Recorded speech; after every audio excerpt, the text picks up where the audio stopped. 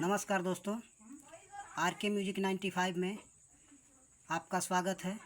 जो लोग इस चैनल पे नए आए हैं वो चैनल को सब्सक्राइब कर लें और बेल आइकन को दबा दें, जिससे आने वाली वीडियो की अपडेट आप लोगों को मिलती रहे।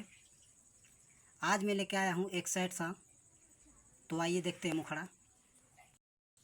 न पूछलू हाल बा कैसन, न पूछलू हाल बा कैसन, जियतानी लाचारी में। खुश रह ससुरारी में, पिया के अकवारी में। आइए देखते हैं अंतरा। हाथे में हदी रचा के तू पराई हो गईलू, हमर भइलू न दूसर के लुगाई हो गईलू। हाथे में हदी रचा के तू पराई हो गईलू, हमर भइलू न दूसर के लुगाई हो गईलू।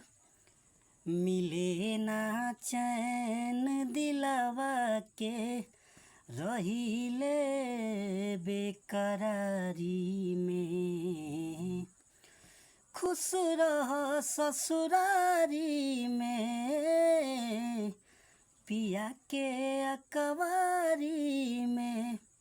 आइए देखते हैं दूसरा अंतरा। सानू रणजीत के दुनिया वीरान क देलू, तू ही देहिया के रहलू जान, परान ले लेलू।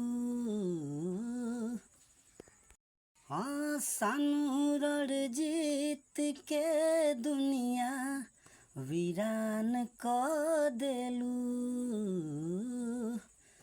तू ही देहिया के रहलू जान, परान ले लेलू। झूमत रह रानी तू प्यार के खुमारी में। खुश रह ससुरारी में, पिया के अकवारी में।